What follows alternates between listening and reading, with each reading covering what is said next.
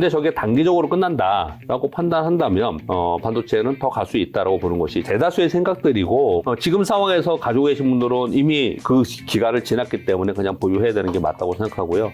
현금을 갖고 계신 분이 있다 그러면은 네. 저는 사야 된다고 생각을 하는데 개별 종목도 좋지만 ETF 위주로 좀 했으면 좋겠다 말씀을 좀 드리겠고요. 기술혁신 사이클이에요. 얘네들이 ETF가 다 있습니다. 그런 정도만 가지고 이 시장을 그냥 가도 충분히 시장보다 이 수익을 더 낼 수 있다.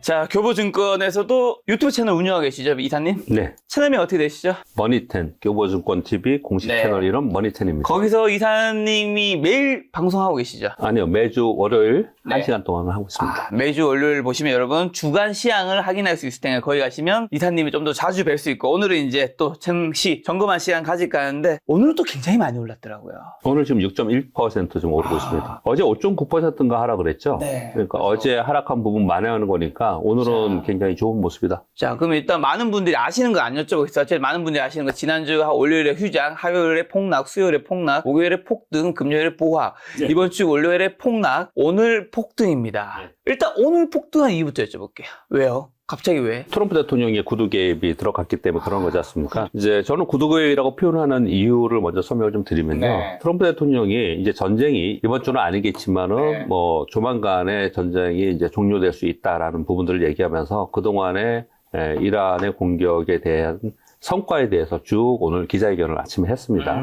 그래서 사실 그 내용 자체를 이제 시장이 많이 신뢰하고 그런 부분은 좀 아닐 거라고 생각을 합니다. 일단 어제 오후부터 시장이 약간 반등을 좀 줬습니다. 네. 어제 오후에 반등을 좀 주는 그 과정 속에서 어떤 일이 있었냐면은 G7의 재무부 장관들이 모여서 이제 화상회의를 했겠죠. 그래서 비추교를 방출을 해서라도 뛰어오르는 이제 유가를 잡아야겠다 이런 표현들을 좀 썼었고요. 일본도 지금 세계 3위의 비추교를 이제 저장하고 있는 그런 국가인데 일본에서도 비추교를 방출할 수 있다. 이 얘기를 좀 하고 있었고요. 그런 가운데 트럼프 대통령도 러시아 제재 원유에 대한 러시아 제재를 완화할 수 있다. 이런 표현을 썼습니다. 그러니까 유가가 급등하면은 트럼프 대통령의 아킬레스건이라고 생각하시면 될 것 같아요. 소위 타코가 나올 수 있는 것은 국채 수익률이 올라가면은 트럼프 대통령은 물러선다. 그래서 제가 여러 방송에서 말씀을 좀 드리고 있지만 아마도 10년 만기 국채 수익률이 만약에 4.5를 향해서 간다. 그냥 곧바로 종전할 가능성이 높다. 이렇게 보여집니다. 왜냐하면 전쟁보다 더 중요한 거는 지금 금리입니다. 미국의 상황에서 10년 만기 국채 수익률이 몇 %냐가 훨씬 더 중요하거든요. 그러면 여러분 다 아시다시피 유가가 오르면 그러면 이제 물가가 오를 것이고 그러면은 전반적으로 금리 인하에 대한 기대가 이제 후퇴되는 거고요. 그러면 이제 국채 수익이 올라갈 거고요. 물가 오르면서 이제 시중금리가 오르니까 국채 수익률 또 올라가겠죠. 국채 수익이 올라가면은 미국의 막대한 부채에 대한 이자가 더 올라가는 거고. 트럼프 대통령이 얘기하는 그동안의 얘기들을 가만히 들어보면요. 트럼프 대통령이 여러 가지의 이번에 자기가 본인이 해야 될 일들이 있지만 패권 경쟁에서 중국에도 이겨야 되고 여러 가지들이 있습니다. 그 중에 한 가지가 부채를 줄여야 되는 게 있거든요. 근데 줄이지 못했습니다. 관세를 그만큼 걷었어도 줄이지 못했거든요. 그렇기 때문에 그 이자에 대한 부담이 상당히 있습니다. 그래서 국채 수익률이 가장 중요한 거거든요. 근데 국채 수익률을 올릴 수 있는 부분이 유가 상승이기 때문에 지금의 상황에서 유가 올라간 것에서 급격하게 깜짝 놀란 거죠, 사실. 그러다 보니까 트럼프 행정부에서는 곧바로 액션을 취한 것이 지금 말씀드린 바와 같이 유가의 안정을 위해서 이런 조치들을 취하는 거고요. 그리고 사실 그거보다 더 궁극적인 것은 이제 전쟁이 끝나야 되는 부분이지 않습니까? 그렇죠. 근데 전쟁이 끝나야 된다는 부분들을 얘기하면서 또 한 가지를 얘기했습니다. 향후에 호르무즈 해협을 미군이 관리하게끔 할 것이다. 이 얘기를 했거든요. 그게 굉장히 중요한 겁니다. 만약에 그게 계속해서 지금 이란의 지배권 안에 있는 상황이 되면 언제라도 이게 문제가 되거나 또는 요번에 다음 차기 정권에 대해서 차기 지도자에 대해서 트럼프 또는 이스라엘과 미국에서 강력하게 제어를 못할 가능성이 높거든요. 워낙 강성이 지금 되어 있기 때문에. 그렇죠. 그렇다면 또 무슨 일이 벌어질지 모르잖아요. 그러니까 그것은 이제 불확실성과 미래를 남겨두고 가장 중요한 호르무즈 해협을 관리하는 것을 미국이 해낼 수 있으면 그러면 이란은 지금 요번에 들어가서 미사일 기지나 이런 건 많이 파괴했지만 핵 시설이나 핵에 대해서 뭔가 한 게 있습니까? 없잖아요. 그러니까 제가 보기엔 트럼프 대통령은 요번에 지금 빨리 엑시트를 하고 싶은데 엑시트의 명목을 호르무즈 해협의 미군의 관리, 미국에서의 관리 이런 부분을 좀 가져가지 않을까라고 생각을 하고 있고요. 그러면 그것만 해도 꽤 큰 성과지 않습니까? 만약에 그런 일이 벌어지면은 결국은 주기적으로 일어났던 중동발 지정학적 리스크에 의해서 시장이 텐트럼을 일으켰던 이 부분에 대해서 안정감을 찾을 수 있기 때문에 시장이 그 부분에 대해서 환호했다. 그렇게 생각을 하고 있습니다. 그래서 오늘 오르고 있다라고 생각합니다. 그러면 지금 어쨌든 심플하게 정리하면 이란 사태로 전쟁이 일어났고 그걸로 인해서 국제 유가가 튀었고 그걸로 인해서 금리와 국제 수익률에 문제가 있기 때문에 증시가 폭락을 하고 뭐 이제 좀 괜찮아질 것 같을 때는 폭등을 하고 이런 현상이 발생을 하는 거네요. 네, 그렇죠. 자, 그렇다면 앞으로는 어떻게 될까요? 지금 사실은 폭락과 폭등이 너무 왔다 갔다 너무 심해서 제가 질문지도 어제 준비한 거를 못하는 것들도 너무 많다 보니까 많은 시청자분들도 이 상황에서 도대체 사야 되는 건지 팔아야 되는 건지 하루하루 판단이 너무 달라질 것 같아서요. 자, 미국 시장 먼저 차트 한번 보시겠습니다. 미국의 S&P 500 차트를 볼게요. 같이 한번 김 작가님도 보실까요? S&P 500은 박스권에 들어간 지 지금 꽤 오래됐습니다. 그렇네요. S&P 500이 박스권에 이렇게 오랫동안 있었던 것은 사실은 시가총액이 말도 안 되게 혼자만 제일 높은 기업. 엔비디아가 있죠. 엔비디아의 지금 여기 보시면 엔비디아가 요거거든요. 그 엔비디아 차트를 여러분 보시면요. 지난번에 왔을 때 제가 여기다 낙서를 해놨네요. 여기 와서. 엔비디아가 지난 8월 이후에 박스권에 있어요. 엔비디아가 이 박스권에 있으니 지수가, 이게 지금 다른 데들은 1위, 2위, 3위, 4위, 5위인가 6위인가가 브로드컴이죠. 시총이 2조 달러가 안 돼요. 근데 이거는 3.5조 달러지 않습니까? 많이 떨어져서 5조 달러 넘어갔었다가 지금 3.5조 달러, 4조 달러 좀 되나요? 요즘에 안 받고 죄송합니다. 근데 비교가 안 되게 시총이 높은 거잖아요. 근데 시총 높은 이런 거랑 똑같은 거죠. 삼성전자가 맨날 이러고 있어.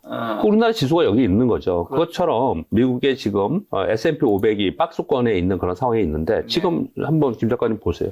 이게 지금 S&P 500이 이번 노이즈나 이런 사태로 인해서 전쟁이나 이런 거에 의해서 급락했습니까? 아니요. 아니잖아요. 아니죠. 미국 시장은 그러지 않았어요. 네. 그러니까 막 급락하면서 시장이 뭐 내려가고 이런 상황이 좀 아니었단 말이에요. 그러니까 지금 표현을 그렇게 말씀드렸잖아요. 질문을. 왜 이렇게 막 급락하고 급등하고 이러느냐. 네.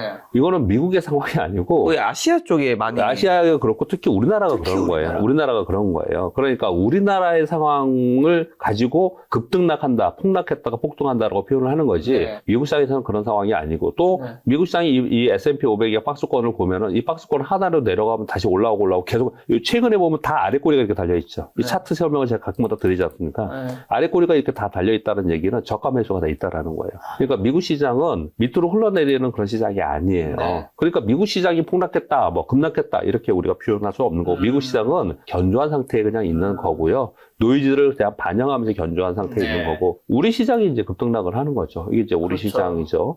우리 시장 이게 주봉이고요. 이제 지난주에 아까 말씀하신 대로 19% 빠졌다가 그 다음에 한 9% 반등 줘서 지금 장중인데 10.5%. 5,575네요. 네, 그리고 이번 주에도 어제 빠졌다가 오늘 오르고 이게 지금 주봉이라서 그런데요. 일봉으로 보면 이제 이렇게 생겼지 않습니까? 어제 6%. 네, 어제 빠졌다가 오늘 다시 원위치 한 거예요. 네. 그런데 사실 요 차트를 잘 보시면요. 이번에 하락이 여기서부터 여기까지 이렇게 해야겠죠. 이렇게 제가 여기 그리기가 어려우니까 이렇게 할게요. 그러면 여기서부터 시작을 해서 여기까지 빠진 거잖아요. 네. 그럼 반등은 지금 어느 정도 줬냐? 진짜 딱 반 준 거예요, 반. 네. 아직 갭을 못 메우고 있죠. 그러니까 시장이 아직까지 더 위로 가는 부담, 신뢰가 아직 없는 거고요.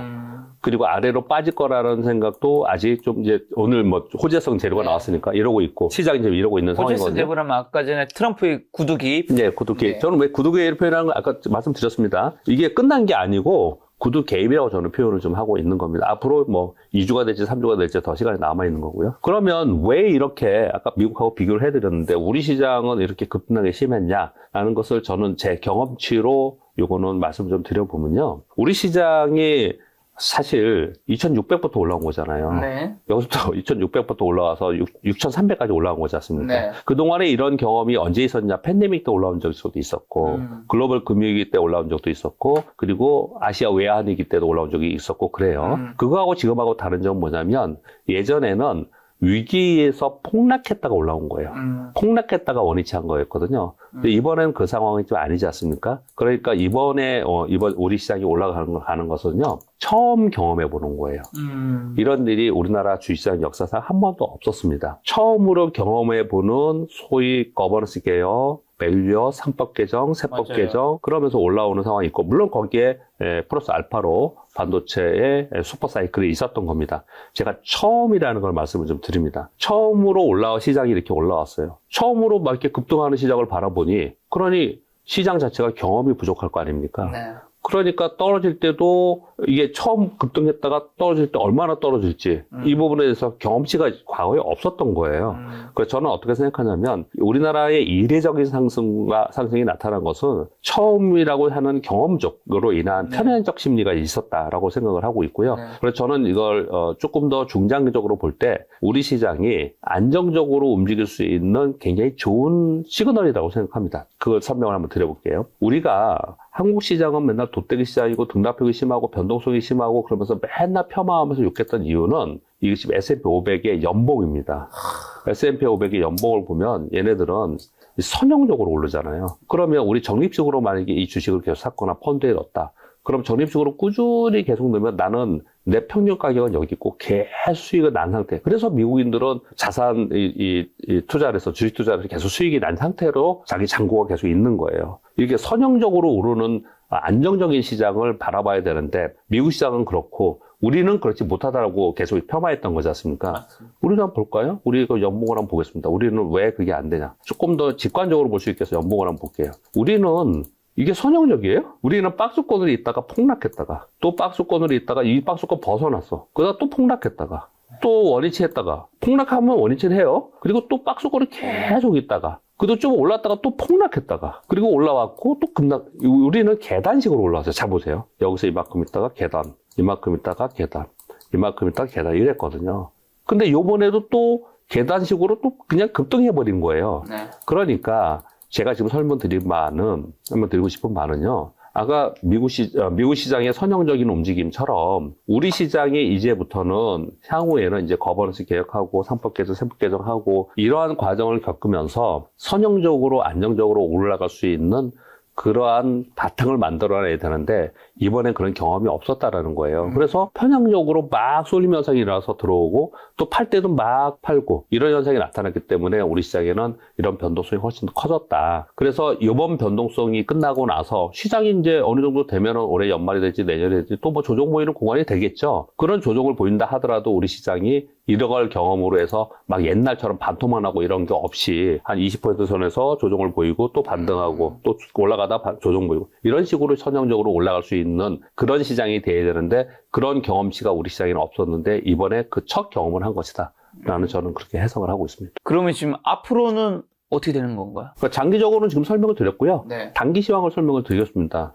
단기적인 게 지금 당장 급하실 거니까요. 아까 설명드렸다시피 요번에 여기서부터 여기까지 하락을 했어요. 네. 그렇게 하락을 했고요. 제가 볼 때 요번에 지금 우리 지난주에는 제가 원래 일정이 있었는지 모르겠지만 우리 김 작가님 TV에 못 나왔는데 제가 다니면서 이 5,000과 5,200포인트는 우리가 좀 1차적으로 신뢰할 수 있는 지지라인이다. 전쟁이든 뭐든 간에 이렇게 설명을 계속 드렸던 것을 다시 한번 여기 설명을 드려보겠습니다. 만약에 지금 이 자리에 제가 아니고 애널리스트 분이 왔다 그러면은 뭘 기준으로 이거를 할까요? 밑에를. 저점 라인을 뭘로 기준으로 할까요? 가치로 하겠죠. 밸류에이션으로 하겠죠. 펀더멘탈. 예, 펀더멘털로 하겠죠. 근데 올해 코스피 영업이익을 불과 한 달 전에 430조에서 460조로 얘기를 했습니다. 네. 요즘에 얼마까지 올라갔냐면요.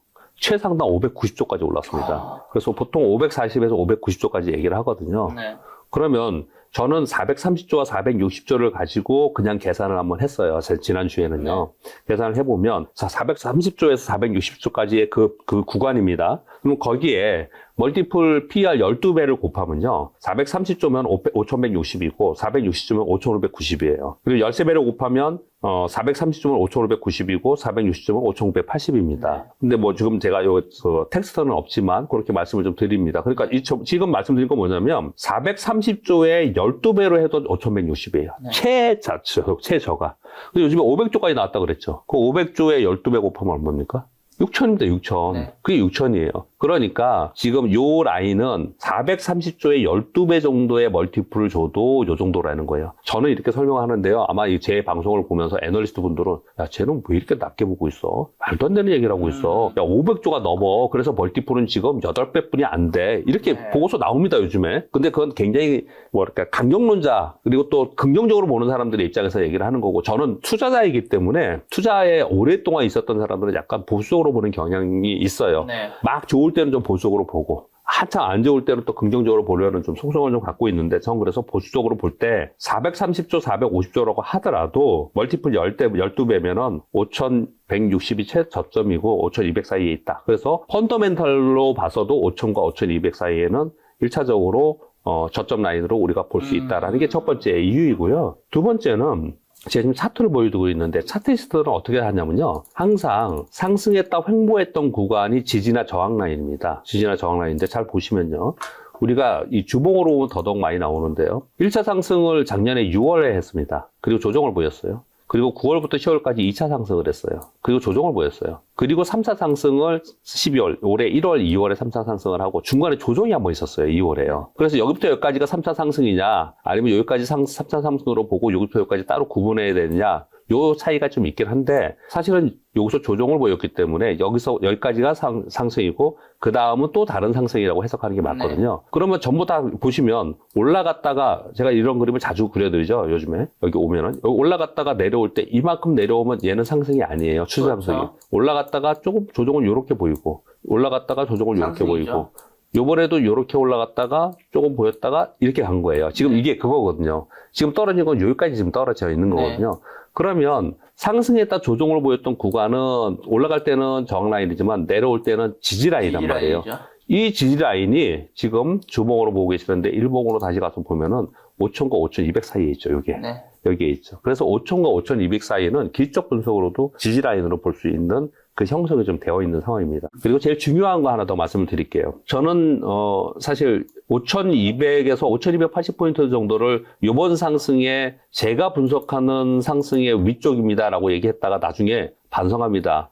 삼성전자, SK하이닉스 보니까 더 많이 올라갈 것 같아가지고 제가 생각했던 것보다 더 위로 잡겠습니다. 한번 바꿨어요. 근데 아무튼 그때 5,280을 얘기했던 구간이 있었거든요. 근데 그 이후에 더 올랐던 부분에 대해서 이게 굉장히 중요합니다. 지금 시장이 왜 이런지 설명을 드려볼게요. 우리 시장을 가만히 보면은 그동안에 올라오는 데는 꾸준히 이렇게 아주 급등하거나 이러지 않고 올라왔어요. 그런데 거래량을 보시면요. 거래량을 보시면 이게 평상시에 거래량이 있다 좀 더 올 거래량 많기도 하고 작기도 하고 뭐 이런 식으로 움직였는데 2월 이후에는 말도 안 되는 거래량이 생겼죠.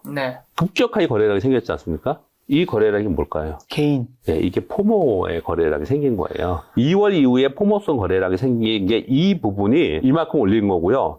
이 부분 포모성으로 인해서 올라온 부분에 대해서 원위치한 거다. 저는 그렇게 생각합니다. 그래서 요 5,000과 5,200포인트 근처는 1차적으로 아주 더 센 악재가 뭐 진짜 뭐라고 표현할까요? 이란이 지나가는 미국 유조선이 없군요. 아무튼 유조선을 피격했다든지 이런 게 나타나면 일시적으로 떨어진다 하더라도 저는 일시적으로 떨어져도 곧바로 다시 올라갈 거로 생각을 좀 하고 있거든요. 자, 하단이 그렇다면. 네, 요번에 하단을 그 정도로 보고서 올 상반기, 지금 이제 2월 지났고 3월 이제 둘째 주지 않습니까? 올해 상반기에는 하단을 이 정도로 놓고서 당분간은 봐도 되지 않을까라고 저는 생각하고 있습니다.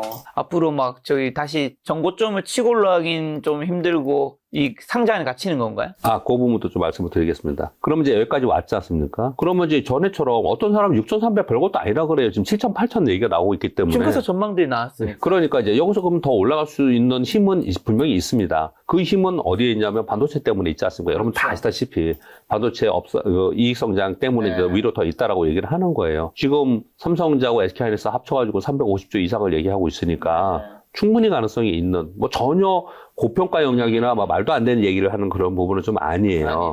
그 부분은 아니에요. 제가 하다는 얘기했습니다. 그렇지만 시장이 한번 위로 올라가서 크게 맞은 경험이 있죠. 이게 크게 맞은 경험이 있기 때문에 올라가는데 이제 막 포모성 매수가 들어오면서 막 쫓아가는 거는 이제 줄어들 가능성이 굉장히 높아요. 오늘도 보시면 이제 거래가 막 떴죠. 근데 오늘 거래량 밑에 보세요. 지금 현재 상황이지만, 지금 현재 11시 30분에 녹화를 하고 있지만, 이 거래가 그렇게 많지 않죠. 왜? 이제 막 사는, 그냥 개념 없이 막 사는 매수는 이제 한번 봤기 때문에 이제 흥분하는 매수는 좀 없어질 거라는 거예요. 또 내일 폭락하는 거 아니야? 내려가는 것도 똑같아요. 괜히 내가 팔았다가 급등하면 어떡해? 이런 생각이 생긴다고요. 그러면 이제 조심스러워지는 거죠. 사람들의 매도의 이제 심리라는 게.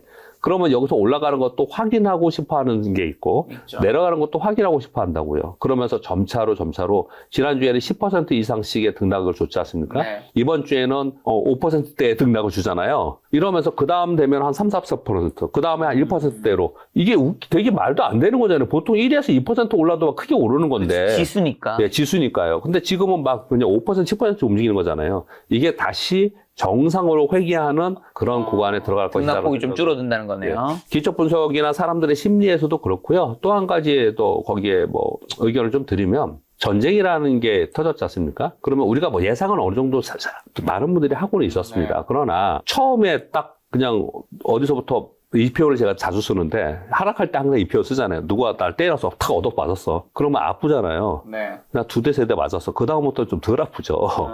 왜냐하면 시장이 그걸 반영하면서 익숙해지는 거거든요. 그래서 악재가 길어지면요. 악재로 가지 않고 상수 K라고 합니다. 애널리스트 분들이 자주 쓰는 얘기예요. 그건 악재가 이제 더 이상 아니야. 이렇게 표현을 쓰거든요. 로우 전쟁이 지금 우리에게 증시에 영향을 주는 게 없고. 예, 정확하십니다. 예, 러브 전쟁이 증시 영향 아무것도 없잖아요. 네. 분명히 악재인데. 근데 지금은 아직까지 K는 아니에요. 상수 K라고 보지 않고 여전히 악재이지만 네. 처음에 나왔을 때 악재의 시장에서 반영하는 것보다는 그 강도는 점차로 줄어들 거라는 거죠. 그렇기 때문에 이 시장은 이제 그 변동폭을 줄이면서 이 5,000과 6,250포인트 이 사이에서 박스권으로 계속 있으면서 움직일 계속 있거든요. 야, 시장 변동성이 이렇게 있었는데 어떻게 박스권으로 있어? 지수가 어떻게 그럴 수가 있어? 네. 다시 보여드릴게요. 미국 S&P 500의 일봉을 보세요. 이럴 수 있다라는 거예요.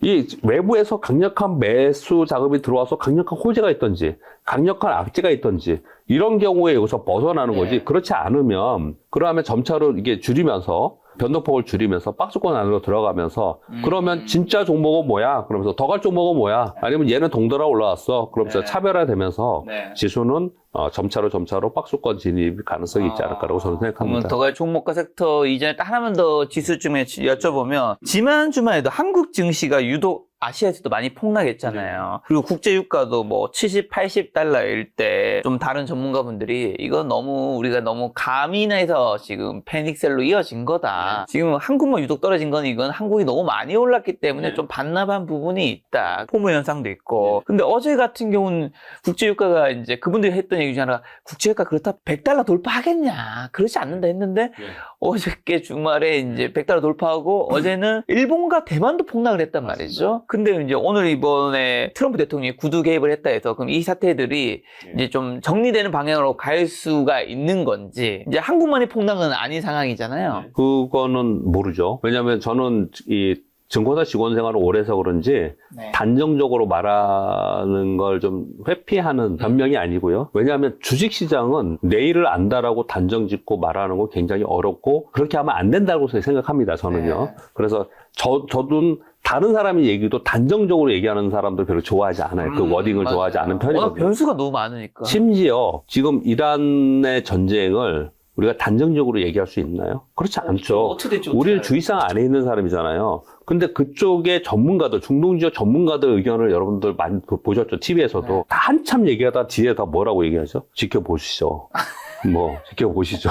시나리오로 이렇게 얘기한다는 얘기는 사실 모르겠다는 얘기를 하는 거잖아요. 네. 그냥 제 현 경험치로 내가 분석할 때는 여러 가지 이런 해석을 하는 상황이지만 거죠. 해석을 하는 거지. 그런 거잖아요. 근데 지금 그 똑같은 얘기죠. 그러니까 유가가 지금 100달러 넘어갔나, 그런 얘기를 했지만, 네.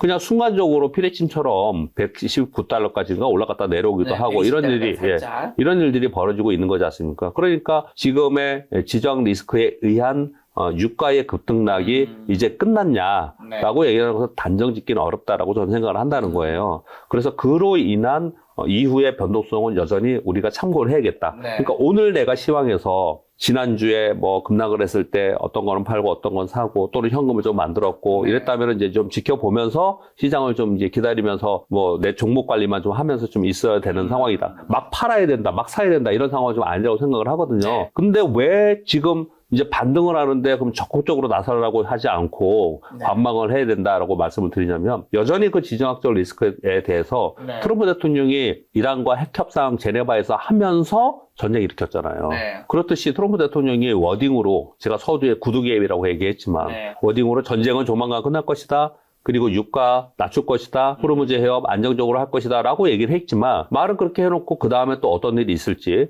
또는 그렇죠. 이란의 특히 트럼프도 걱정이지만 이란의 혁명 수비에 대해서 네. 또 어떤 행동을 할지는 모르는 거지 않습니까? 그러니까 지금은 내 포트폴리오를 슬림화해서 관리해놓고 네. 그리고 나서 이후의 부분에 대해서 네. 버퍼라고 하죠. 현금은 버퍼입니다. 버퍼를 내가 한 뭐 30% 정도 가지고 있다 그러면 그걸 가지고 그 변동성에 대비해야 된다라는 쪽으로 가져가는 게 지금 저는 옳은 방법이라고 생각하고 있습니다. 자, 그러면 오늘 가장 또 많이 상승한 거는 역시 또 반도체더라고요. 아까 전에 잠깐 차트 보겠는데 삼성전자 하이닉스 차트 보면서 좀 여쭤보면 홍콩계 증권사가 CLSA가 이 급락장에서도 삼성전자 목표가를 상향했더라고요. 이 메모리 가격 상승 모멘텀이 전쟁 공포를 이길 수 있다고 보시는지랑 삼성전자 지금 차트 어떻게 보시나요? 차트로 보면은 뭐 이거는 올라갈 수 있는 차트이고요. 차트도 네. 그렇고요. 그리고 뭐 밸류도 그렇지 않습니까? 삼성전자의 네. 밸류 지금 200조 얘기 지금 나오고 있는 것 같아요. 200조, 영업이 200조요. 200조 얘기 좀 하고 있는 것 같아요. 하이닉스가 뭐 150조에서 170조 얘기 좀 하고 있는 것 같아요. 그래서 합쳐갖고 370조, 뭐 300조 얘기하는 거잖아요. 네, 그런 얘기 좀 하는 거예요. 그러면 그 밸류로 생각해 보면은 지금 삼성전자는 한 5배뿐이 안 되고요. PER로 굳이 따지면. 이거 PER로 계산하지 않지만 삼성전자는 그냥 단순하게 우리가 생각할 때 그만큼 저평가라는 걸 그냥 직관적으로 이해하기 위해서. 그리고 SK하이닉스는 더 낮아요. 네. SK하이닉스 더 낮습니다. 시가총액이 SK하이닉스가 지금 많이 떨어져갖고 지금 요즘에 좀 떨어져갖고 얼마입니까? 한번 볼까요, 그냥? 볼까요? 삼성전자가 시가총액이 지금 1100조이고요. 그리고 SK하이닉스가 지금 600조 아래로 떨어졌네요. 590. 예. 그럼 600조면 멀티플 10배면은 멀티플 만약에 아까 볼 때 150조잖아요. 네. 150조에 멀티플 10배면 1500조 아닙니까? 네. 그럼 600조면은 지금보다 더블 가야 되네요. 뭐 이러니까 5배도 안 되는 거잖아요. 그러니까 이 두 종목의 그 영업이익이 나온다면은 갈 수 있다는 밸류의 부분에도 분명히 더 갈 수 있다는 부분이 좀 있습니다. 그러니까 반도체의 실적으로 인해서 그렇게 갈 수 있는 부분이 있다는 부분이 있고요. 전쟁하고 이거하고 무슨 관이 있냐 이런데 뭐 헬리움하고 뭐 특수가스 얘기를 요즘에 나오고 있는데 그 부분은 좀 지엽적인 얘기인 것 같고요. 가장 중요한 것은 이 전쟁이 최초의 전쟁 나왔을 때 모든 여기 게스트분들 그 얘기 했었을 것 같은데 이게 단기에 끝날 거냐 장기적으로 갈 거냐 이거지 않습니까? 여태까지 우리가 경험적으로 볼 때 지정 리스크에 의한 또는 전쟁, 지진, 질병 막 이런 걸로 인한 하락이 나타났을 때는 단기에 끝나고 그리고 하락도 아주 크지 않고 15에서 20% 끝나면서 올라갈 경우가 상당히 많이 있었습니다. 공교롭게 이번에도 한 최저점으로 한 19% 우리나라 시장이 하락을 한 것 같고요. 한 3% 하락하고 지금 반등을 좀 주는 것 같아요. 근데 만약에 그게 단기적으로 끝난다면은 그러면은 이 정도 하락의 조정을 보였으니까 어느 정도 하락 이제 반영을 했어.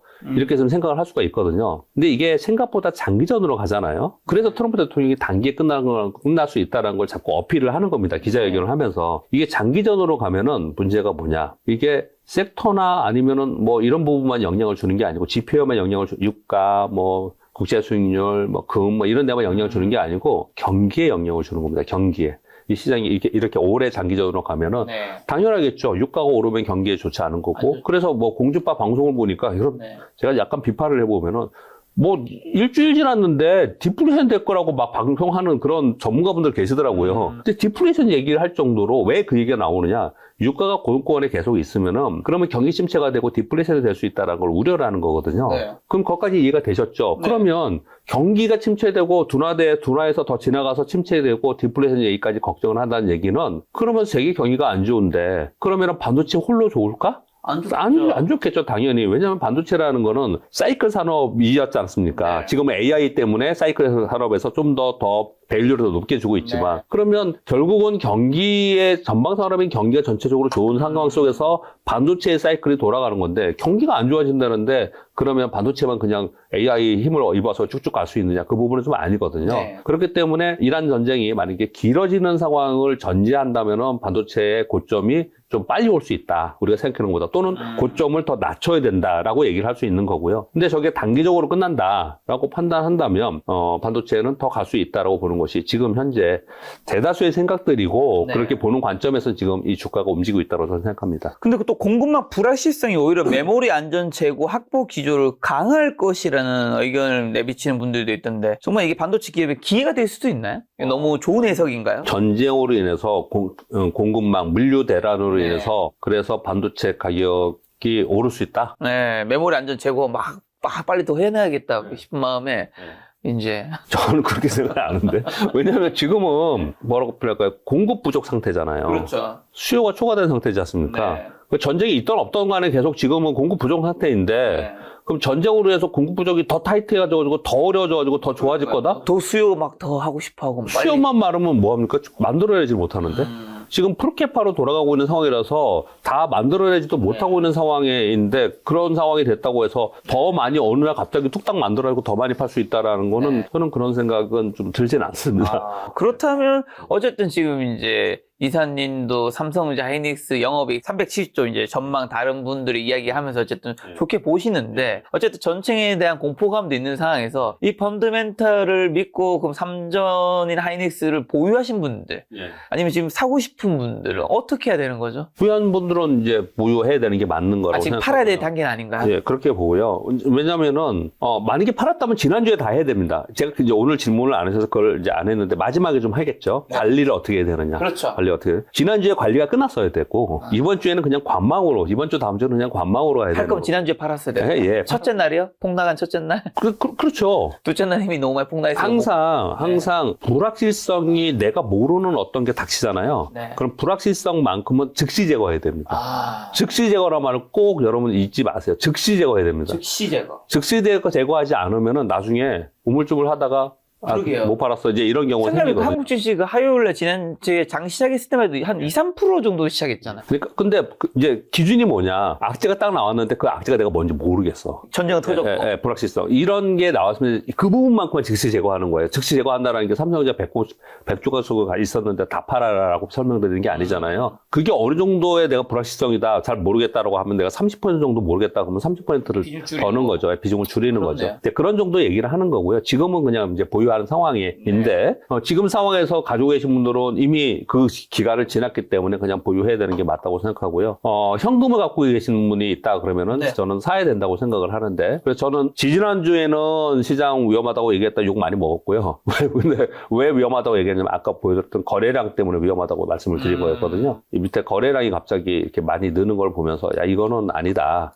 그래서 이제 그런 얘기를 했었고요. 지난주에 급락했을 때는 어떻게 얘기했냐면은 그냥 위험관리 정도만 하고 보수적으로 보자 이렇게 얘기를 했고요. 지난주 말서부터는 지금 이제 대답을 드릴게요. 어떻게 지금 지난주 말서부터 오늘까지 그리고 이번 주에도 여러분들이 어떻게 하셨으면 좋겠다 생각하냐면요. 이미 주식을 많이 팔아가지고 현금이 50% 이상이 많아요. 그러면 이번 주에 분할 매수해야 된다 생각합니다. 대형주. 지금 이제 삼성전자 갖고 얘기를 하고 있기 때문에 뭐 삼성전자나 SK하이닉스나 이런 종목들을 이제 나눠서 이제 사야 된다고 생각합니다. 근데 풀리 사는 게 아니고 아까 말씀드린 대로 20%나 30% 정도는 현금으로 두고 나머지 내가 뭐 50% 지금 현금이 60% 있어. 그럼 30% 정도는 현금 놔두고 나머지 30% 정도는 더 사야 된다라고 저는 생각합니다. 이번 주에. 나눠서 사야 된다고 생각. 왜 나눠서라고 얘기하냐면은 나눠서라는 얘기는 잘 모르기 때문에라는 약간 비겁한 얘기긴 해요.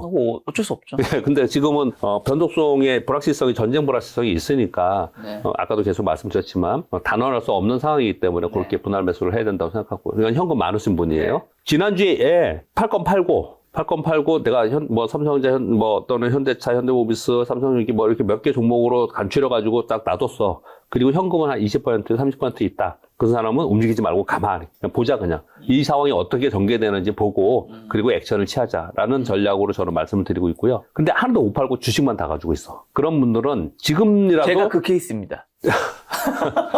지금이라도 그걸 해야 된다고 생각하는데요. 뭘요? 이거 자주 얘기하는 거예요. 1번만 3번 내가 종목 10개 있어요. 네. 10개 있는데 그 중에 5개는 좋았어요. 3개는 그만했고 2개는 장이 이렇게 좋은데도 못 올라. 너무 속속이던 주식이야. 이때 그냥 좀 정리하자. 근데 요번에 얘도 빠지고 얘도 빠졌잖아요. 극단적으로 얘기를 볼게요.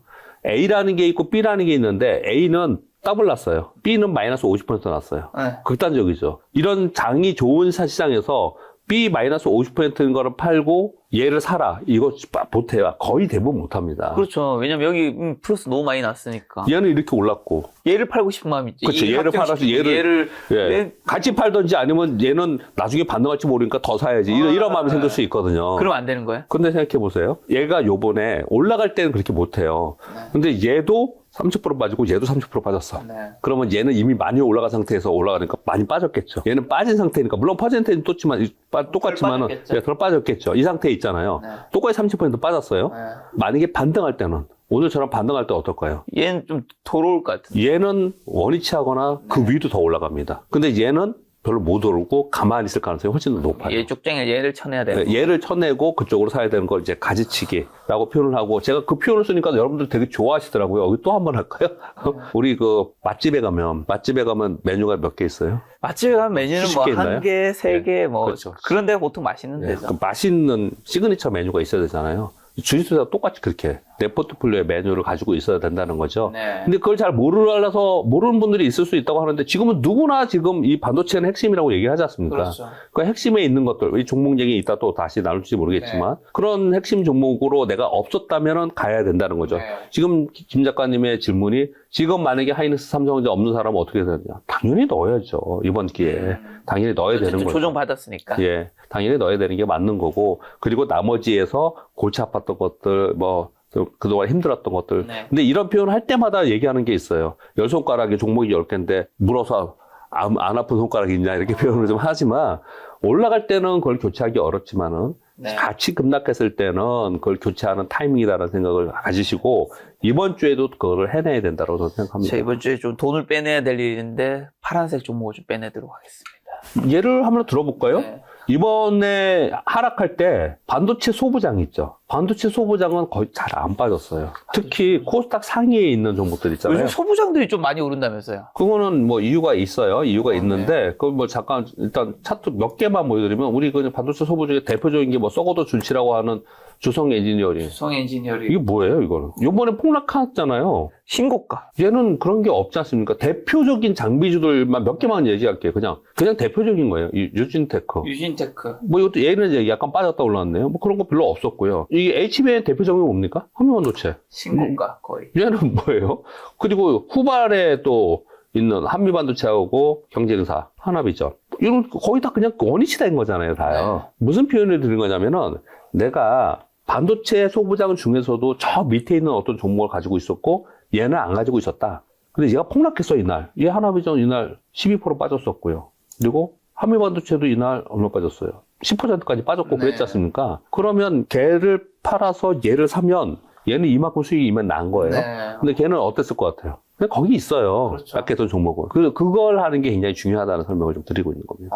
지금 근데 삼성전자 하이닉스가 사실은 1, 2월에 굉장히 좋았는데, 이런 종목들은 1, 2월에는 어떻게 보면 삼성전자 하이닉스도 못한데, 지금 약간 이 대형주에서 소부장으로 조금 가는 흐름이 보이는 건가요? 그렇죠. 요거 많은 분들이 여러분 다 들으셨죠? 지금 그동안에는 우리 왜 이익이라는 거는 P 곱하기 Q잖아요. 그렇죠. 근데 이제 P만 오르면서, 반도체 가격이 오르면서 칩 메이커들의 이익이 엄청나게 좋은 거잖아요. 아까 얘기한 대로 뭐 200조, 뭐 170조 이렇게 얘기를 하는 거지 네, 않습니까? 합쳐서 370. 예, 근데 계속해서 그 P가 가격이 오는 거, 즉 공급 부족으로 해서 올랐다고 얘기를 계속 하고, 그렇게 계속 더 많이 올랐던 이유 중에 하나는 갑자기 수요가 늘어나는, AI로 인한 수요가 늘어나는 부분도 있었지만은, 삼성전자와 SK하이닉스가 이 투톱 두 회사가 증설을 안 했어요. 그렇죠. 왜냐면 누리는 거죠. 가격이 이렇게 올라가는데 오르니까. 어떻게 해서 오르고 있는데, 그걸 이제 보면서 보수적으로 증설한다 이런 말만 하고서 증설을 안 했단 말이에요. 그러면서 가격이 올랐단 말이에요. 네. 근데 디램 가격이나 이런 게 계속해서 오르는 건 아니잖아요. 어느 정도 이제 되면은 둔화되거나 꺾일 거 아닙니까? 그러면 얘네도 좀 꺾일 수 있겠네라는 순간에 올 수도 있잖아요. 네. 주가가. 그런데 그러고 있는 사이에 마이크론 테크놀로지가 공격적 증설 발표를 지금 하고 있습니다. 근데 우리가 지금 발표가 안 돼서 그렇지, 중국의 반도체 기업들은 어떨 것 같습니까? 마이크론 테크놀로지보다 훨씬 더 공격적으로 증설을 만약에 할 거예요. 근데 삼성전자, SK하이닉스가 야 가격 오르는데 우리 누려야지, 나중에 증설했다가 어떻게 될지 모르니까 난 기다려야지, 많은 게 이러다가 이게 사이클이 좀 길어지면은, 그래서 수요가 늘어나면 나중에 어떤 일이 벌어지느냐, 가격은 떨어지면서 이제는 QA 시대로 됐는데 여기는 증설을 안 했어. 마이크론이나 얘네들은 막 증설을 해놨어. 그럼 시장 MS 점유율을 뺏기는 상황이 되잖아요. 그러니까 삼성전자, SK하이닉스도 증설할 때가 된 겁니다. 그래서 지난 2, 3주 된 것 같아요. 계속해서 가만히 보시면 SK하이닉스가 증설을 앞당겨서 한다. 그리고 뉴스에 보시면 삼성전자가 지금 평택공장 대규모 인력들이 들어가서 빨리 가동하려고 준비한다. 이런 얘기를 막 하잖아요. 그 얘기는 얘들도 이제 증설을 좀 빨리 하는 가속화시키려고 하는 습관으로 들어갔지 않습니까? 네. 그러면 증설의 수혜가 누구예요? 반도체 소부장이죠. 네. 클린룸 뭐 이런 데도 증착 장비 이런 데잖아요. 삼성디스의 그 수혜를 받을 수 소부장도 어떤 것들이 있는 거죠? 근데 그거는 뭐 일반적으로 여러 여러분 가지 좀 나열을 한번 해주신다면.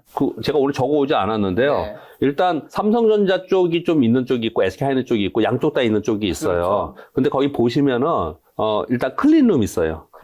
클린룸에 있는 뭐 한양 ENG나 이런 이제 클린룸들이 먼저 좀 올라왔어요. 지금 요번에는 한양 ENG는 조금 작은 주식이라서 어떻게 움직일지 모르겠는데 얘를 많이 빠졌잖아요. 네. 이 먼저 올라왔거든요, 얘는요.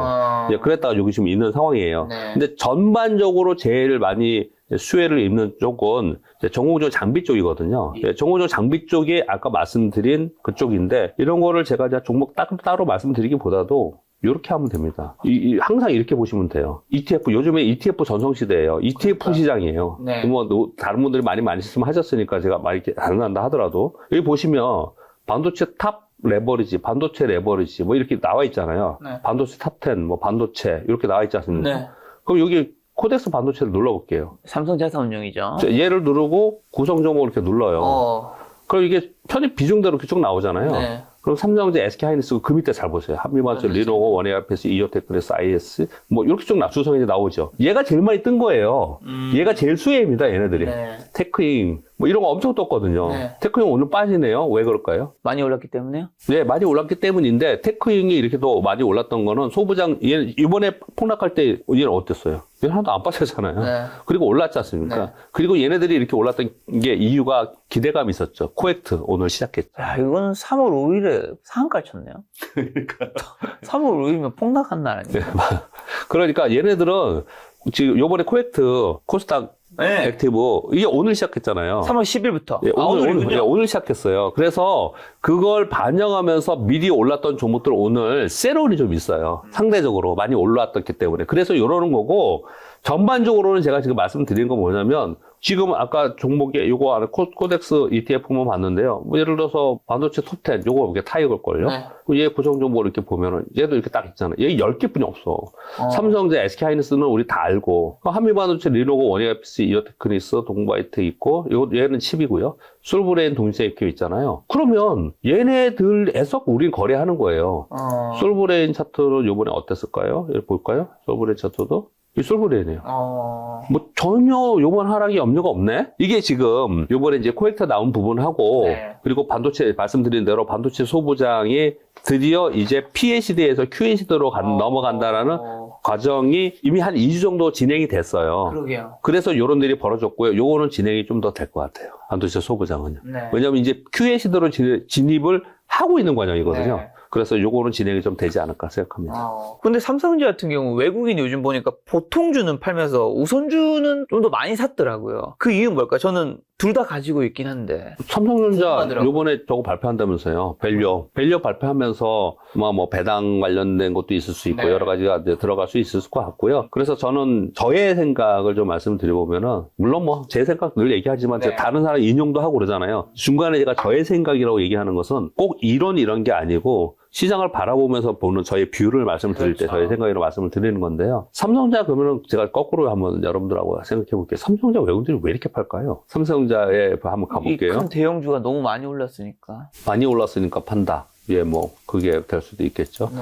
지금 외국인들이 판 게 며칠입니까? 1, 2, 3, 계속 4, 팔던데요. 5, 6, 7, 8, 9, 10, 11, 12, 13일이에요. 오늘 빼고 13일째 네. 판 거거든요. 13일째 개인들은 지금 사고 있는 거고요. 사고 있는 거고. 이렇게 13일 동안 팔고 있어요. 그러면 삼성전자의 이익 성장이 나쁠 것 같아서 삼성전자가 이제부터는 하락할 것 같아서 반도체 사이클이 꺾일 것 같아서 외국인들이 팔았을까? 이걸 팔고 다른 걸 사기 위해서인가요? 그런 거 아니고요. 삼성전자가 나빠서 판 게 아니라고. 한국을 파는 거군요. 예, 한국을 파는 것도 있지만 조금 더 그거보다 좀 정답은 제 생각에는 이미 미국에서 글로벌 펀드라고 생각해 보세요. 김 작가님이 글로벌 펀드를 운영해. 뭐 수십조 운영을 하고 있어요. 근데 미국 시장 가만히 보면 미국 시장에서 빠져나가는 분도 있지만 위험 자산에서 좀 팔고 금 많이 올랐죠. 네. 그리고 현금 자산화도 되게 많이 하고 있죠. 네. 그러면서 점차적으로 위험 자산에서 매도한 게 전체적으로 좀 나타나고 있었어요. 그러는 가운데 우리나라 삼성전자와 SK하이닉스보다 더 많이 오른 쪽이 어디냐면 더 고밸류가 어디냐면 똑같은 반도체에서도 샌디스크와 마이크론 테크놀로지는 훨씬 고평가예요. 네. 마이크론 테크놀로지 시가총액이 지금 우리 그 SK하이닉스랑 비슷할 거예요. 아마 같을 거예요. 근데 이익단에서는 말도 안 되게 SK하이닉스가 높지 않습니까? 그러니까 얘네들이 어떻게 했냐면 반도체에 대해서 지지난주에 그게 나왔잖아요. 마이크론 테크놀로지 투자 의견 매수에서 중립으로 바뀌었고요. 좀 네. 바뀌었어요. 그래서 이 글로벌 펀드 운영하는 사람 입장에서 보면 반도체가 너무 많이 올랐구나. 그러면 여기서 전체에서 3%만 줄이자. 이런 결정을 했을 거 아니에요. 그러면 마이크론은 팔고 샌디스크 팔고 뭐 반도체 미국에 있는 걸 좀 한 3% 줄였어요. 그러면서 삼성전자, SK하이닉스는 저평가니까 얘는 팔지 않아? 또는 사? 이럴까요? 아니에요. 똑같이 나가는 겁니다. 이 글로벌 펀드이기 때문에 반도체야 그럼 반도체 안에 있는 거 똑같이 한 번씩 나가는 거예요. 저는 그런 매도라고 생각해요. 이 외국인들 매도는 그런 매도라고 생각하거든요. 그러면 그 이제 우선주로 왜 사냐고 네. 답이 되겠죠. 그러면 우선주는 지금 전체 반도체를 파는 거지. 네. 물론 삼성전자 우선주도 반도체이긴 하지만 우선주는 우리나라에 지금 대기되어 있는 세법 개정과 그리고 3차 산법 개정의 후속 이런 것들에 대한 수혜가 될 수 있잖아요. 그러니까 우선주에 대해서는 상대적으로 그렇게까지 팔 이유가 없는 거죠. 얘는요. 네. 따지고 보면 얘도 팔긴 파잖아요. 보면 삼성전자 우선주잖아요. 네. 많이 팔았어요. 근데 상대적으로 덜 파는 거 아닙니까? 그렇죠. 얘는 다른 이슈가 있는 거예요. 그러니까 아까 삼성전자는 반도체 전체 글로벌 펀드에서 저는 비중주이기 때문에 이익 시에이라는 하는 비중주 축소라고 생각을 하고 있고요. 네.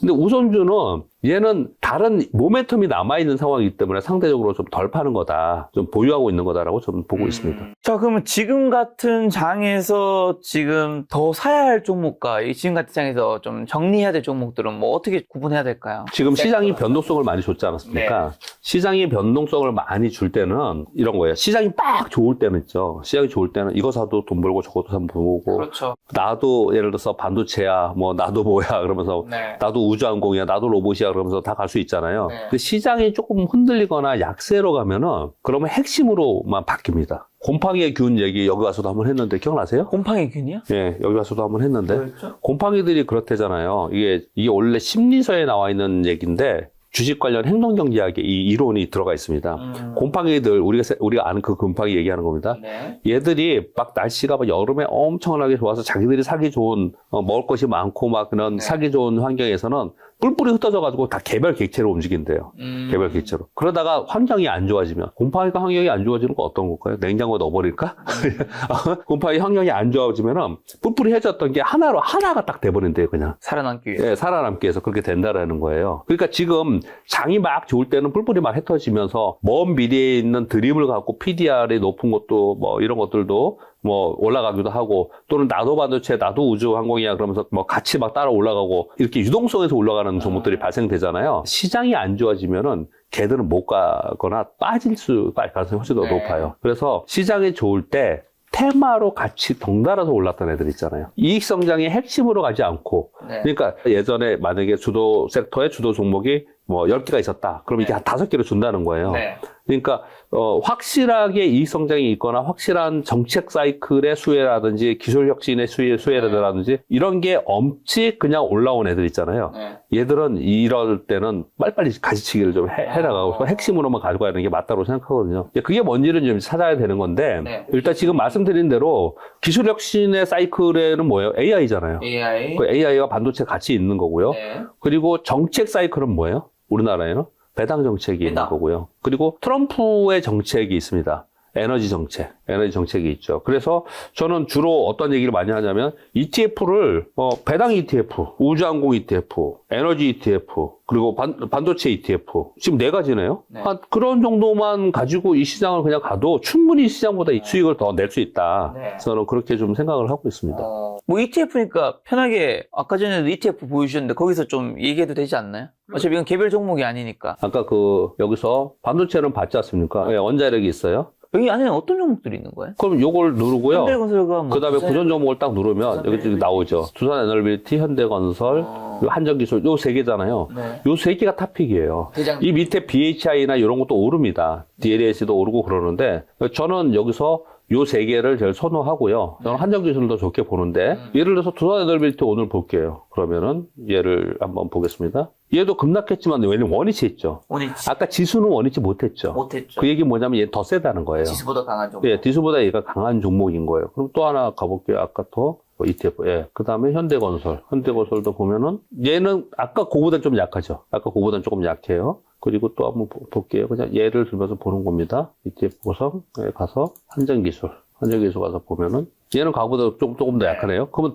두의 비율이 지금 가장 좋다 이렇게 볼 수가 있는 거고요. 그 밑에도 이렇게 쭉 있어요. 여러 종목들이 있어요. 요거 하나하나를 좀 보면서 어떤 걸 선택해야 되는가 이렇게 보면 되는데 저는 무슨 얘기를 지금 하고 있냐면 굳이 이 밑에 있는 걸 하는 사람들이 있어요. 이 밑에 있는 거 종목 얘기는 안 할게요. 이 밑에 있는 종목들을 하는 사람들이 있거든요. 이런 것들은 시장이 어려워지면 낙폭도 더 크고 올라갈 때 뭐 조그만 종목이니까 올라갈 수는 있겠지만은 훨씬 리스크를 부담할 수밖에 없다라는 거예요. 그래서 그런 걸 바꾸자라고 좀 설명을 드리고 있는 겁니다. 그럼 한 가지 질문 더 드려야 되는 게 반도체 ETF 한 번 다시 들어갈 수 있을까요? 아까 전에는 근데 예를 들면 반도체 같은 경우는 삼성전자, 하이닉스 뭐 밑에 있는 소부장들이 요즘 오르니까 이런 종목들이 요즘은 더 가고 더 갈 것 같다고 얘기해 주셨는데 지금 어차피 보면 뭐 지금 에너지 같은 경우는 너무 밑에서 고르지 말라는 얘기 하셨는데 좀 두 개 약간 뉘앙스가 다르잖아요. 어떤 의미를 좀 받아들여야 될까요? 얘는 이미 올랐고 얘 둘은 위에 있는 칩메이커는 올랐고요. 그 P에 의해서 올른 거잖아요. 근데 지금 이제 Q로 넘어가니까 얘네 시대가 오는 거고 또 한 가지는 충분히 이 낙수 효과에 의해서 자양분이 풍부해서 따로 수익을 낼 수가 있어 얘는. 아까 그 곰팡이 얘기 하듯이요. 아까 이제 에너지 같은 경우는 그게 아닐 수 있다는 건가요? 예, 그거는 그렇게까지 풍부하게 엄청나게 지금 막 화랑이냐 거기가 그렇게까지는 좀 보이지 않아서 그렇게 말씀 좀 드린 겁니다. 그럼 에너지나 우주항공이나 배당은 좀 대장주 시가총액 큰 친구들 위주로 많이 가져가는 게 좋은 걸까요? 그렇죠. 반도체는 좀 밑에 친구들로 같이 가도 지금 좋은 이제 거죠. 기회가 온 거고 반도체가 지금 핵심이니까 그렇게 좀 볼 수 있다라는 거죠. 그러면 지금 좋게 보이는 섹터는 반도체, 에너지, 우주항공, 배당으로 좀 추려서 지금 같을 때는 핵심 섹터로 가져가야 한다는 의미겠네요. 네, 이제 그렇게 보고 있습니다.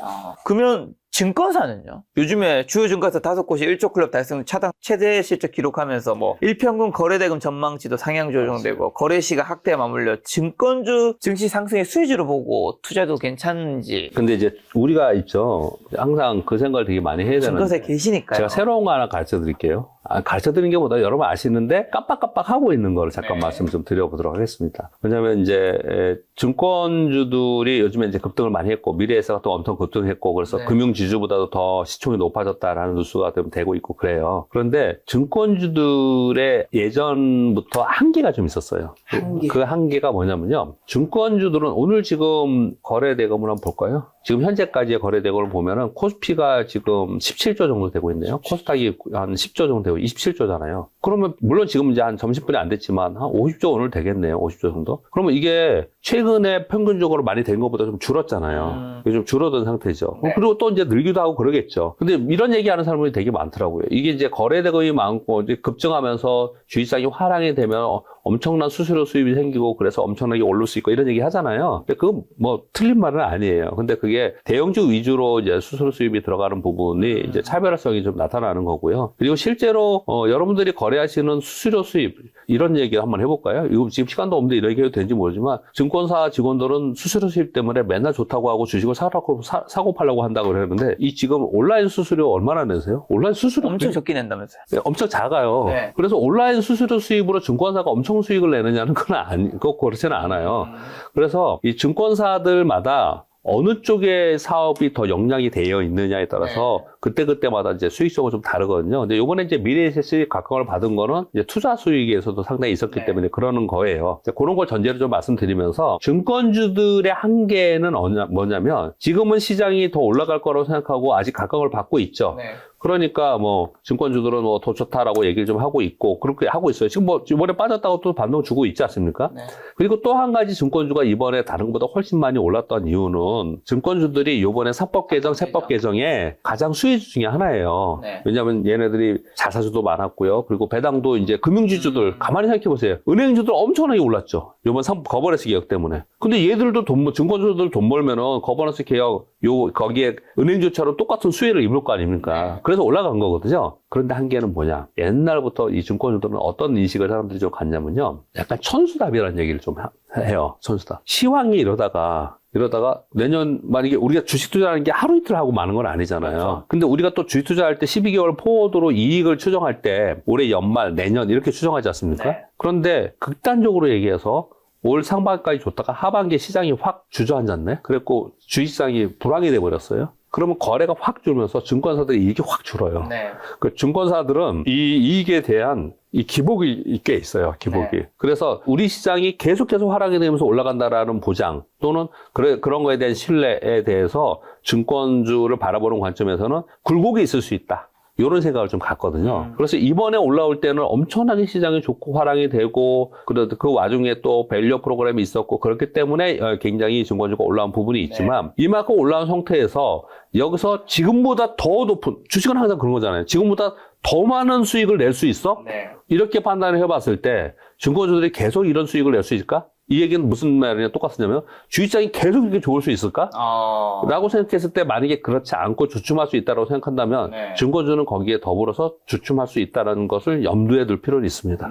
아까 말씀해 주신 거 두세 가지만 확인하고 오늘 방송 끝낼까 하는데 아까 이제 반도체, 에너지, 우주항공, 배당 이런 쪽 섹터에서 종목을 찾으면 좋다고 하셨는데 이게 ETF도 있잖아요. 그럼 ETF를 사는 것과 그냥 그 섹터 안에서 뭐 대장주이거나 아니면 그 소부장처럼 앞으로 갈 것 같은 종목 개별 종목을 좀 찾아서 사는 것과 개인분들한테 뭘 좀 추천하시나요? 전에는요, ETF 사란 말을 쉽게 하지 않았어요. 네. 그리고 ETF를 추천해 주거나 사는 분들은 좀 보조 성향을 갖고 있거나 금액이 크거나 네. 좀 나는 안정적으로 운영하고 싶어. 네. 이런 사람들한테 이제 추천을 많이 했죠. 네. 근데 여러분 지금 보세요. 지금 이것도 같이 눌러주시고 있지만 오늘 하루만 해도 무슨 ETF가 뭐 10%씩 왔다 갔다 해요. 네.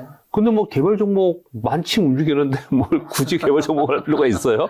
네. 네? ETF만 해도 이렇게 올라갈 수 있는데 네.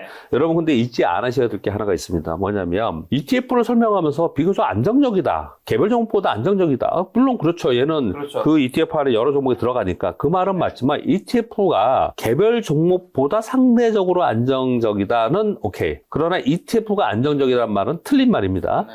작년에 시장 안 좋을 때 ETF로 제 주변에 반토막 난 사람들이 투덜투덜 거리는 사람 많이 봤습니다. 네. 이건 뒤에 F가 펀드지만 개별 종목처럼 거래되기 때문에 시장 안 좋을 때는 반토막 나요. 네. 제일 요즘에 제가 걱정했던 것 중에 하나가 뭐냐면 퇴직연금에서 ETF를 거래 많이 하거든요. 네. 왜냐면 퇴직연금에서는 개별 종목 주식을 못 하잖아요. 그러니까 펀드 아니면 ETF를 거래하는데 지금은 또 ETF 전성시대고 작년 말에 ETF가 300조가 안 됐었는데 지금 엊그저께 보니까 376조인가라면서요. 76조가 2개월 만에 들어온 거예요. 이게 개별적으로 사는 사람들이 있었지만은 퇴직연금이나 아니면 또 은행에서 들어온 사람들이랑 꽤 많이 ETF를 지금 사고 있는 상황이거든요. 제가 지금 걱정하는 부분 중에 하나는 뭐냐면 퇴직연금에서 DC형으로 전환해서 ETF를 사서 투자하려고 하는 사람들이 주식시장의 시황이나 또는 지금 주도하는 섹터가 무엇일까, 기술 혁신은 무엇일까, 정책은 무엇일까 라는 생각 없이 그냥 ETF 좋다고 하니까 그냥 ETF를 샀어. 그러면 안정적이냐? 그렇지 않을 수 있다라는 거예요. 그래서 ETF 안에서 변동성이 훨씬 커졌다. 그러니까 개별 종목하고 ETF하고 지금은 등락폭이 비슷하기 때문에 굳이 개별 종목 아니더라도 상대적으로 안전한 ETF를 사는 게 뭐 지금의 환경에서는 뭐 괜찮다라고 저는 이제 말씀을 드리면서 반면에 ETF가 안정적이라고 생각하면서 그냥 사가지고 가만히 있다든지 또는 별 생각 없이 섹터나 시황과 상관없이 그냥 ETF를 산다든지 하는 것에 대해서는 그것은 공부를 좀 여러분들이 하시면서 ETF를 해야 된다라는 말씀을 좀 드리고 싶어요. 그리고 오늘 코엑트랑 타임포트폴리오의 액티브 ETF 여기를 보이는 것처럼 이제 상장을 시작했잖아요. 네네. 요런 거 사는 거는 괜찮을까요? 오늘 상장했으니까요. 그냥 뭐 워낙 많은 종목이 들어가 있기도 하고. 예, 종목 뭔가 많이 들어가 있죠. 이거는 여기 몇 개 종목이 들어가 있나요? 57개 들어가 있네요, 여기요. 이거는 이제 액티브니까 그 펀드 매니저가 막 운용하는 거죠? 예, 예. 뭐 다른 것도 다 그렇죠. 다른 것도 다 이제 거기에 이제 종목들이 들어가 있으면 거기에 돈이 들어오면 그 들어온 만큼 금융투자에서 사고팔고 해서 나중에 이제 그쪽에서 그만큼 채워서 이제 자금을 받고 이제 그렇게 하는 건데요. 네. 그 종목들 쭉 있으니까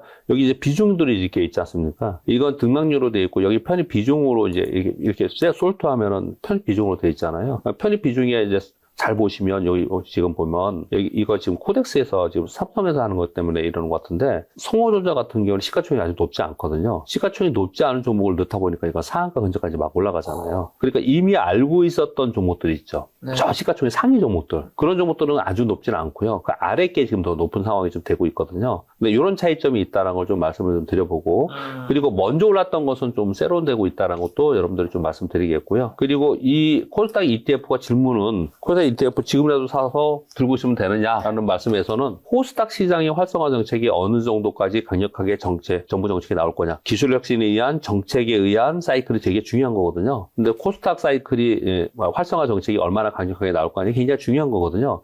그 정책이 나오면 더 세면 셀수록 코스닥에 자금이 더 들어오겠죠. 그 자금들은 다 일로 들어오겠죠. 네. 그러니까 이게 더 기회가 더 있는 거죠. 이제 시작했기 때문에 지금의 현 정부에서 코스닥 활성화 정책 그동안에 나왔던 얘기들을 들어보면은 가능성이 더 있다라고 생각이 들어요. 네. 그런데 지금의 유행이잖아요. 지금의 붐이지 않습니까? 네. 예전에 우리 그때 전에 한번 우리 김 작가님하고도 그런 말씀 나눈 것 같은데 예전에 코리아 펀드라는 게 있었어요. 아, 네. 그 현대증권이었나 예전에? 코리아 펀드라는 게 있었고요. 그 다음에 이제 차이나 펀드도 있었고 네. 그 중간중간 이 유행하는 펀드가 있잖아요. 네. 한동안 공모펀드가 유행했었어요. 근데 공모펀드 맨날 순실나고 맨날 그러다 보니까 공모펀드가 안 좋았고 그러다 사모펀드가 유행했었어요. 돈이 또 사모펀드로 막 갔어요. 그러다가 사모펀드는 언제 무너졌게요? 사모펀드의 부정비리가 막 생기면서 막 네. 법적으로 문제고 정치권에도 문제가 막 됐잖아요. 그러면서 사모펀드 하면 안 된다 그러면서 그쪽에서 또 유행이 또 빠졌고 네. 이렇게 유행이 바뀌는 거거든요. 근데 이 지금 ETF 유행은 이제 시작이 된 거예요. 네. 그래서 꽤 갈 거라고 생각을 하거든요. 그래서 그 유행을 추종하면서 가는 부분에 대해서는 지금 해도 된다고 저는 생각을 하는 거예요. 해도 된다. 그런데 주의장이 이게 다 답이라고 생각하면 안 된다는 말씀을 자꾸 드리는 거예요. 지금의 패션이라는 거를 인식하면서 이 안에서 그 패션 안에서만 네. 그 구간 안에서 우린 거래하자 이렇게 말씀을 드리겠습니다. 자, 마지막으로 오늘 얘기 정리하는 그냥 요약 질문으로요. 지금 현금 5천만 원 있다면 어디에 어떻게 투자하면 좋은지랑 3월에 투자존 한마디만 주고 가신다면요? 일단 시황은 여전히 불확실성이 좀 있다고 생각해요. 다시 처음으로 돌아가 볼까요? 만약에 전쟁이 왜 이제 휴전하자, 우리 전쟁하지 말자, 만약 그랬다고 쳐요. 그러면 이란의 혁명수비대 그 강경론자들이 가만히 있을까요? 제가 생각하기에는 전면전은 휴전해도 이후에 여러 가지 논의들이 계속 있을 수 있을 것 같은 생각이 들어요. 그래서 걱정하는 거는 지금 미국에서 걱정하는 건 테러 걱정을 되게 많이 하잖아요. 그런 부분이 계속 있을 수 있다는 거를 당분간 계속 생각을 해야 된다.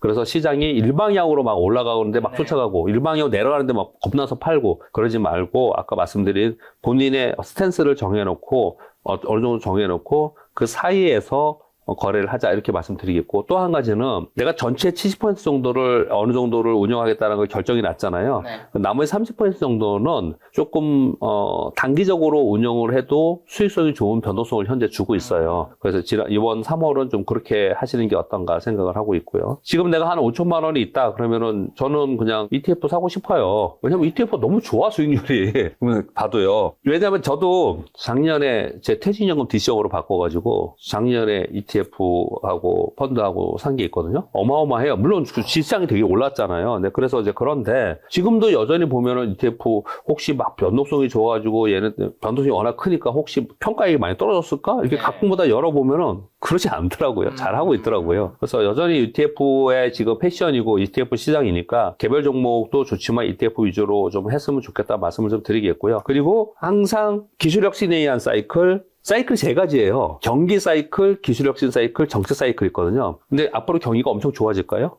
아니요. 그러니까 경기 사이클은 없는 겁니다, 지금. 네. 근데 기술 혁신 사이클은 있습니다. 기술 혁신 사이클은 뭐냐면 AI에 인프라가 있었고 인프라에서 이제 진행되면서 과정에서 제품이나 활성화대로 넘어갔고 제품 활성화되면서 에이전트와 피지컬이 됐고 피지컬의 제 끝단에 있는 게 로봇이고 우주항공이고 로켓이고 뭐 이런 거예요. 그러면서 거기에 연결해서 같이 움직였던 게 전력 에너지고 그래서 일론 머스크가 얘기하는 게 태양광 얘기를 하고 있고 그래서 요즘에 태양광이 좋은 거거든요. 태양광 종목들이 상대적으로 굉장히 좋은 모습을 나타내고 있어요. 그러니까 전력 에너지 안에 태양광이 모두 다 들어가는 거지 않습니까? 이게 기술 혁신 사이클이에요. 기술 혁신 사이클 지금 제가 몇 가지 빨리빨리 얘기했지만은 얘네들이 ETF가 다 있습니다. 그렇죠? 그리고 우리나라의 내부적인 정책이 있지 않습니까? 내부적인 정책은 지금 계속 얘기하고 있는 자사주를 어느 시간 동안 어떻게 얼마나 빨리 할 거냐. 요거 이제 구체적인 안이 남아있는 거고 제일 센 건 뭐냐면 배당 분리과세 정책, 세법 정책 개혁이 요번에 남아 있거든요. 그러면 지난번에 여러분 기억나실지 모르겠지만 3차 세법 개정 우리 다 알고 있음에도 불구하고 3차 세법 개정 한다라고 하는 그 2주 동안 엄청나게 금융주가 올랐어요. 가장 수혜주라고 얘기하면서 그렇지 않습니까? 그러면 세법 개정 얘기 나오기 한 달 전부터 배당 관련주들, 배당성이 높거나 배당 관련주들은 엄청나게 세게 움직일 수 있거든요. 그래서 그런 종목들을 골라야 되는데 뭔지 잘 모르잖아요. 그럼 보면 고배당 ETF, 배당 ETF 뭐 이런 게 있어요. 또 보면 다. 그러니까 그런 종목들로 지금 하고 있으면은 아까 말씀드린 대로 저는 시장 수익률보다 높은 수익률을 날 수 있다라고 생각하고 있습니다. 가시기 전에 이사님 유튜브 채널 한번 홍보하고 가신다면요. 교보증권 공식 채널이 머니텐입니다. 머니텐 TV인데요.